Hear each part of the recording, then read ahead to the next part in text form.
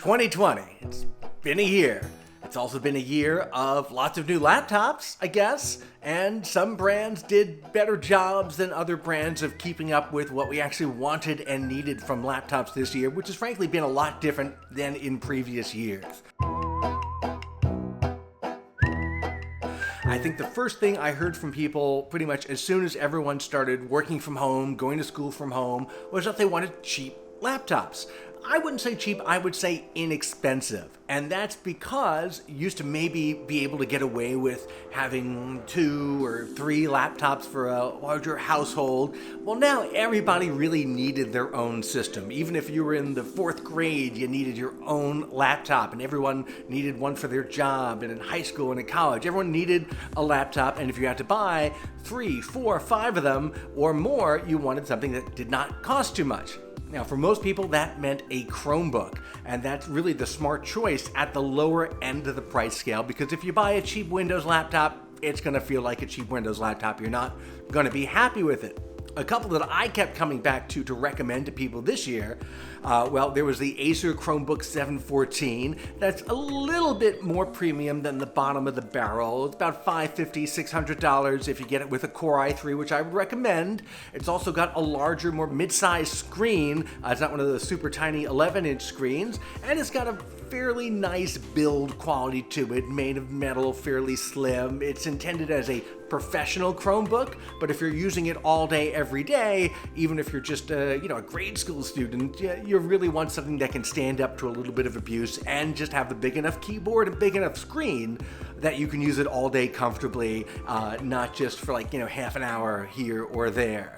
Now, if you wanted to go even less expensive, I think one of the cooler things I saw this year was the Lenovo Duo Chromebook. That's basically like a Microsoft Surface, but in Chromebook form. It's a Chrome OS tablet that has a clip-on keyboard, and unlike Microsoft, they actually take the keyboard and include it in the box. They don't make you buy it separately, and the whole package together, it's not very big, it's not very fancy, but the tablet and the keyboard together is under $300, which I think is a great deal for what you get. Moving up to more mainstream laptops, I think my overall favorite this year was probably the latest version of the Dell XPS 13. And that's because I've seen this laptop get better and better year after year. Every time they take something that's not quite perfect about it and they tweak it. The keyboard gets a little better, the screen gets a little bigger, the bezel gets a little bit more narrow. And starting 2 generations ago, they were able to take the webcam, which was stuck at the bottom of the screen, to give you this real kind of up-the-nose shot that really would not work for our all-day, everyday Zoom meetings now. They put it back on top of the screen, and this year that camera got even better, even though it's very, very, very small. Overall, starting at $999, you really got to spend more like $1,200 on it to get a decent configuration. This is about as good as super thin, super light, 13-inch, mainstream style laptops get.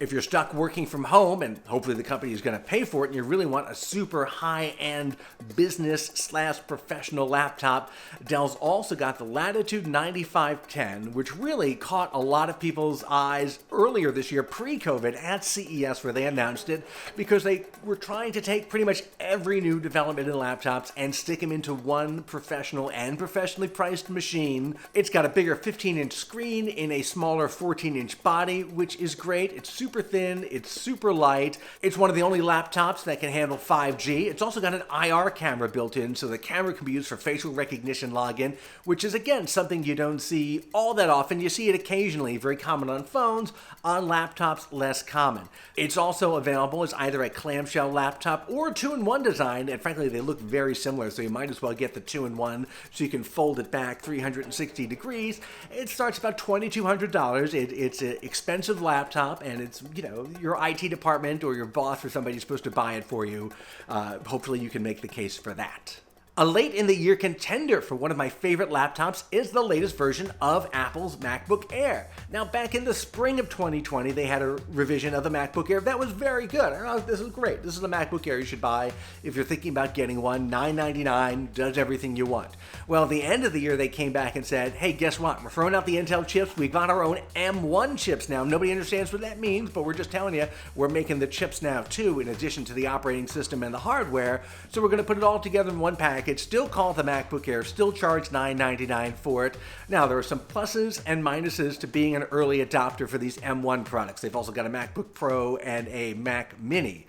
The big plus is that battery life is fantastic. My M1 MacBook Air, just on a casual video drain battery test, ran for almost 17 hours. That's really good.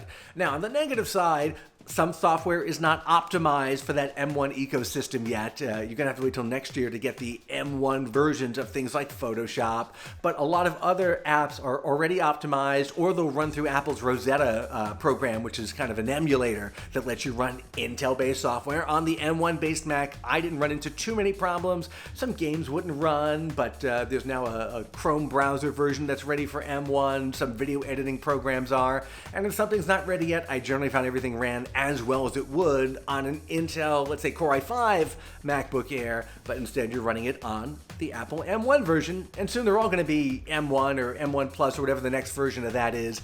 Apple is getting out of the Intel game, so you can get an M1 MacBook now, or you can get an M1 MacBook later, but eventually if you're getting a MacBook, that's what you're going to get. I'm also going to give you a couple of bonus picks, systems I've been thinking about that are really good this year. One of them is the new iPad Air. It's probably the most advanced iPad overall, design-wise, feature-wise you can get right now. We could definitely use a new Pro, and even the current Pro, which is older, does a few things that the Air doesn't, but the Air design is beautiful. The screen is great. Putting the fingerprint reader on the side is a great idea, and it's reasonably priced. More expensive than a regular plain Jane iPad, but less expensive than the Pro. I also have to give a shout out to the 27-inch iMac that I tested this year, because it's one of the only PCs, whether it's all-in-one or a laptop or tablet or anything, that has a 1080 full HD webcam in it. Even your expensive MacBook Pro has a terrible webcam. Whatever laptop you have, it probably has a terrible webcam in it. And when we're doing all these online meetings and Zoom meetings and FaceTime and shooting things like this, you want a good looking camera. It really counts for a lot. And they put a nicer camera in the new iMac. You can also get it in the very, very expensive iMac Pro. And now it's in the 27-inch, still pretty expensive iMac. Hopefully, eventually, we will get that nice camera in other Macs as well. And then PC makers will follow suit and put those full HD cameras into their laptops, because I don't know about you, I'm not going back to the office anytime soon.